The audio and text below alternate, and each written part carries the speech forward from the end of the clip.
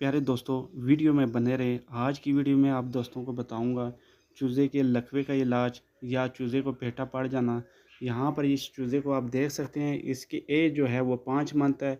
जैसे इसके नज़दीक कोई भी रोटी कोई भी चीज़ गिराने की कोशिश करता है तो एक तो उसने जो चोंच है वो बिल्कुल अपने टांगों के बीच में रखी हुई है। दूसरे नंबर पे ये फौजी करबाजी लगाने की कोशिश करता है। तो ये बहुत तकलीफ़देह अमल होता है। बज़ाहिरी शक्ल में हमें तो इतनी तकलीफ़देह ये महसूस नहीं होती। बहुत दर्दनाक ये अमल होता है और इस दौरान आप अगर देख सकते हैं कि किस तरीके से उस बेचारे को तकलीफ़ हो रही है। तो ये इसका इलाज जो है मैंने बिल्कुल लाइव इस भाई को बताया था और लाइव इसका ट्रीटमेंट कर रहा था। और हर रोज़ इसकी यानी कि बारे में बातचीत हो रही थी कि इस तरीके से आप इंजेक्शन लगाएँ, आप इंजेक्शन लगाएँ। तो इस प्यारे भाई को इंजेक्शन का भी तरीका नहीं पता था। वो भी इस भाई को बताया कि किस तरीके से इंजेक्शन लगता है। और यहाँ पर आप देख सकते हैं ये बेचारा किस तरह फौजी करबाजी लगा रहा है। तो उसके बाद आप दोस्तों को इसका रिकवर होने की भी वीडियो आप दोस्तों को बताऊँगा, तो साथ साथ में देखें। वो जो पिंजरे में थे उसके पहले दिन की वीडियो है, ये इसके दूसरे दिन की वीडियो है। साथ साथ में 1-2 दिन की और इसमें अटैच है, तो वो वीडियो भी आप साथ में देख सकते हैं। तो ये चूज़ा 5 मंथ का है। आपको पता है कि ये पैरेट बीक है। चाहे पैरेट बीक ही क्यों ना हो, इसके अलावा किसी भी ब्रीड में क्यों ना हो, ये तो फिर भी पैरेट बीक है ना। कोई भी थाई हो, ट्राट हो, सिगोवान हो, उसके बाद पकोया हो, कोई भी चाहे तुर्किश हिंट ही क्यों ना हो, इस इलाज से वो आराम से रिकवर हो जाएगा। क्योंकि बाज़ औक़ात लोग समझते हैं कि जो थाई ब्रीड है वो किसी और इंजेक्शन से रिकवर होता है, उनके और इंजेक्शन है। तो ऐसी कोई बात नहीं, इनसे भी रिकवर हो जाते हैं। बहुत से थाई ब्रीड भी है, वो भी इन्हीं इंजेक्शन से मैंने रिकवर किया, चाहे कोई भी उनको बीमारी वगैरह पड़ी हो। तो यहाँ पर ये चूज़ा आप देख सकते हैं, अल्हम्दुलिल्लाह ये बिल्कुल रिकवर हो चुका है। अस्सलाम वालेकुम आसिफ भाई। ये आप देख सकते हैं माशाल्लाह, ये अब बिल्कुल सही खा रहा है और एक्टिव भी है और सेहत भी बना रहा है। जिस्म भी इसने अपना बनाया अब। और ये आप देख सकते हैं ये खाना भी अब सही खा रहा है।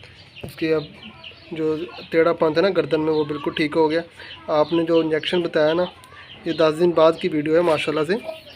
तो बहुत ही अच्छा रिकवर हो गया ये माशाल्लाह से। Thank you so much. अल्लाह पाक आपको सेहत तंदुरुस्ती दे।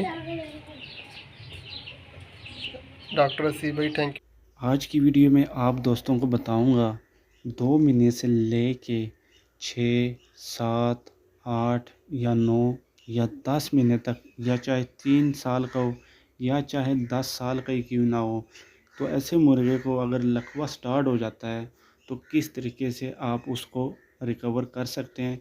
यहाँ पर अगर मज़ीद डिटेल में मैं बताऊँ कि किस तरीके से लकवा स्टार्ट होता है और किन वजूहात के बायस होता है, कौन से हम गलतियाँ करते हैं या कहाँ पर चूज़े या मुर्गे को रखा जाता है जिस बाई जो है वो इसको लकवा स्टार्ट होता है, लकवे से पहले बुखार होता है, उसके बाद लकवा स्टार्ट होता है। तो वीडियो काफ़ी लंबी हो जाएगी, इस वजह से डायरेक्ट इलाज के बारे में बताता हूँ। और कुछ अगर आपने चंद मुर्गों या मुर्गियों को अपनी तरफ से रिकवर करने की कोशिश कर रहे हो, इंजेक्शन लगा रहे हो, उसके बाद मेरे वाले इंजेक्शन लगा रहे हो, तो इस हवाले से भी आप दोस्तों को बताऊंगा कि वो कितने दिनों बाद रिकवर होंगे। लेकिन वीडियो को आपने गौर से देखना है। ये ना हो कि बीच बीच में छोड़ के आप देख रहे हो या स्किप करके आप देख रहे हो, ना तो आपको इससे समझ आएगी, ना ही आपको इससे सही इलाज का तरीक़ाकार आप दोस्तों को मिलेगा। तो वीडियो बगौर और सही तरीके से आप दोस्त देखें ताकि आप दोस्तों को मुकम्मल इलाज का तरीका आप भाइयों को पता चल जाए। जज़ाकल्लाह। आपको इलाज का तरीका भी बताता हूँ आप भाइयों को। Welcome doctor Hasif animal treatment Facebook, YouTube and WhatsApp channel में आप सब भाइयों को वेलकम कहता हूँ। तो प्यारे भाइयों, ये चूज़ा आप दोस्तों ने देखा पैरेट बीक, ये अल्हम्दुलिल्लाह 8 दिन में ही ये रिकवर हो चुका था। इस भाई ने वीडियो मुझे बना के भेजी है, तो उसके बाद यहाँ पर मैंने वीडियो अटैच की है। तो आप ये वीडियो देख सकते हैं कि माशाल्लाह इसमें ये चूज़ा किस तरीके से आराम से ये रिकवर हुआ। लेकिन ये अगर रिकवर हुआ, इसकी वजह ये है कि इससे पहले इसको कोई इंजेक्शन वगैरह नहीं लगे हुए थे। अब पैरेट बीक होता है, इसकी इम्यूनिटी सिस्टम काफ़ी कमज़ोर, काफ़ी लो होती है इसकी। इस वजह से अगर इसको अगर पहले कोई इंजेक्शन लगे होते, इसके बाद ये इंजेक्शन लगे होते, तो ये पैरेट बीक इसमें रिकवर नहीं होना था। ये भी आप दोस्तों को बताओ, अगर रिकवर भी हो जाता तो हो सकता है 3 मंथ बाद या 2 मंथ बाद रिकवर हो जाता और काफ़ी ये कमज़ोर हो गया, रिकवर हो जाता, काफ़ी कमज़ोरी से ये निकल आता।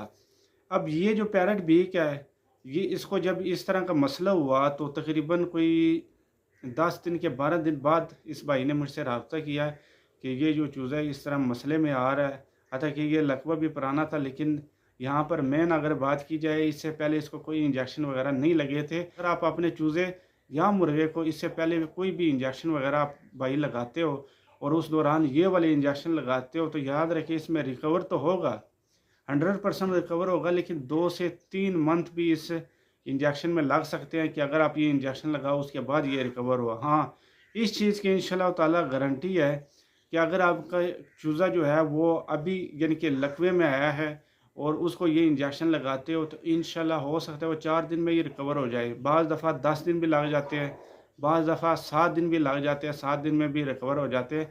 और मेरे घर के 1-2 चूज़े थे जिनकी एज तकरीबन 3 मंथ थी और उसको मैंने इंजेक्शन लगाया था, 1 सीसी ऑक्सीटोसिन लगाया था और नैरोबियान, लेकिन एक तरतीब के साथ मैंने लगाया था। अल्हम्दुलिल्लाह वो तीसरे दिन ही रिकवर हुआ। लेकिन उससे जो उसको जो लकवा पड़ता था वो यानी कि गर्दन ऐसे करके पीछे की तरफ खींच के या गर्दन ऐसे टेढ़ी करके वो नीचे गिरता था। और उसको जब मैंने ये इंजेक्शन लगाया तो अल्हम्दुलिल्लाह ये बिल्कुल रिकवर हो गया था। यहाँ पर बताने का मकसद ये है कि कोई भी आपका परिंदा हो, अगर इससे पहले कोई भी इंजेक्शन लगा रहे हो, उसके बाद मेरे वाले इंजेक्शन लगा रहे हो, तो याद रखिए अगर लगाना चाह रहे हो तो बहुत लेट रिकवर होगा। हाँ, अगर इससे पहले आपने कोई इंजेक्शन नहीं लगाया, उसके बाद आप ये इंजेक्शन लगा रहे हो, तो बिला झिझक आप लगा सकते हो। और ये जो इंजेक्शन है ये सर्दियों के मौसम में बहुत ज़बरदस्त काम करते हैं। गर्मियों में थोड़ा सा यानी कि 80% कर लो और सर्दियों का इसका जो रिज़ल्ट है वो 100% है। तो अभी आपको इसका इलाज बताते हैं। ये माशाल्लाह ये पैरट बी का चूज़ा है, तकरीबन 5 की महीने का है ये चूज़ा। तो प्यारे दोस्तों, अब आपने गौर से मैंने जो बात करनी है, जिन इंजेक्शन के बारे में आप दोस्तों को बताना है, गौर से आपने सुनना है। ये ना हो कि मैं कुछ तरीका बता रहा हूँ, आप तरतीब कुछ और लेके जा रहे हो, तो इससे मुर्गे या चूज़े को कोई तकलीफ़ नहीं देनी। आपने बगौर से देखना है क्योंकि ये इंजेक्शन थोड़े से तेज़ है, इसमें बहुत ज़्यादा आप दोस्तों ने एहतियात करना है। जितनी जल्दी आप चूज़े को रिकवरी करने का सोच रहे हो, तो इसी तरतीब से, जो तरतीब आपको बता रहा हूँ, इसी तरतीब से आपने इंजेक्शन लगाना है। इससे डोज़ आप दोस्तों ने ऊपर नहीं करने हैं, जितने डोज़ आप दोस्तों को बता रहा हूँ यही डोज़ आप दोस्तों ने रखने हैं।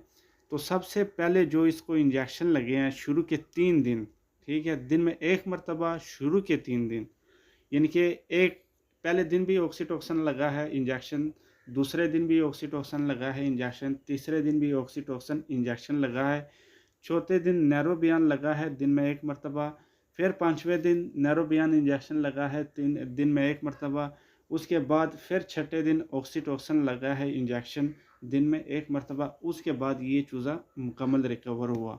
तो ऑक्सीटोसिन की इंजेक्शन की ये तस्वीर है, ये आप देख सकते हैं। ये ऑक्सीटोसिन ये भी आपने गोश्त में लगाना है और ये नैरोबियान की तस्वीर है, ये आप देख सकते हैं। तो ये भी जब आपने भरना है 1 सीसी, ये भी आपने गोश्त में लगाना है। ऑक्सीटोसिन ये जो 5 महीने का चूज़ा है, इसको आपने 1.5 सीसी ऑक्सीटोसिन इंजेक्शन भर कर आपने गोश्त में लगाना है। अब ये बात जहन में रखें, 1.5 सीसी आपने तो भर लिया, यहाँ पर जैसे आपको दोस्तों को बता रहा हूँ ये इंजेक्शन हो गया, ये इतना बन जाता है 1.5 सीसी, जहाँ पर 1 लिखा हुआ है वो 1 सीसी बन जाता है, ठीक है। तो आपने 5 सीसी वाली सिरिंज या 10 सीसी वाली सिरिंज लेनी है। 5 सीसी वाली सिरिंज जो होती है वो लाख होती है कि बर लगती है, तो कोशिश करें 10 सीसी वाली सिरिंज ले। उसके आगे उन भाइयों को कहें या किसी भी मेडिकल स्टोर पर जब आपने जाना है उनको कहें कि 1 सीसी वाली सिरिंज भी आपको दे दें, तो 1 सीसी वाली सिरिंज भी आप दोस्त ले लेना, उससे आप नैरोबियान लगा लेना। हाँ, जो 1 सीसी वाली सिरिंज की निडल है वो आप 10 सीसी वाली निडल हटा दें, उस जगह के ऊपर आप 1 सीसी वाली लगा दें ताकि सुई बरीक हो। अब याद रखें, ये ऑक्सीटोसिन इंजेक्शन आपने यहाँ से 1.5 सीसी यानी कि ये तरतीब देखिए, इतना आपने भर लिया। अब आपने गोश्त में लगाना है, लेकिन लगाने का जो टाइम होगा या सुबह के टाइम या शाम के टाइम, सुबह 6 से 7, 8 से पहले पहले, ठीक है। अगर आपने लगाना है सुबह के टाइम, और अगर आपने शाम टाइम लगाना है तो शाम की जैसे ही अजान हो जाए उसके बाद आपने लगाना है। ठंडे टाइम पर आपने लगाना है, गर्म टाइम पर आपने नहीं लगाना, चाहे नैरोबियान लगाओ चाहे ये लगाओ। तो इसको पहले दिन भी ऑक्सीटोसिन इंजेक्शन लगा है 1.5 सीसी, दूसरे दिन भी इसको ऑक्सीटोसिन लगा है 1.5 सीसी, तीसरे दिन भी इसको ऑक्सीटोसिन लगा है 1.5 सीसी। याद रखिए कि हर रोज़ आपने लगाना है 1.5 सीसी, लेकिन दिन में 1 मरतबा। अब बात करते हैं नैरोबियान इंजेक्शन की। आपने 1 सीसी वाली सिरिंज में आप दोस्तों ने भर लेना है, जो साथ में 1 सीसी वाली सिरिंज लेके आए हो।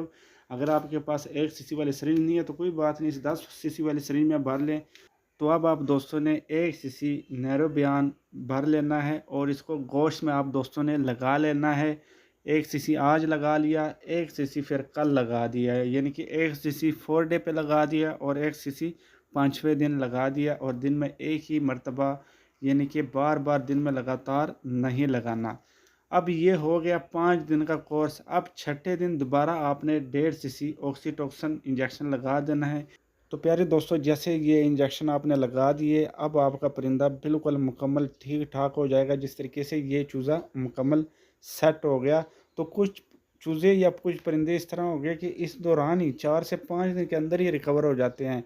हमेशा वो चूज़े या वो परिंदे लेट हो जाते हैं जिसको पहले कोई इंजेक्शन वगैरह लगते रहे, उनकी तरतीब ठीक नहीं होती। तो बाकी वीडियो आपको प्लेलिस्ट में मिल जाएगी हर उम्र के लिहाज से।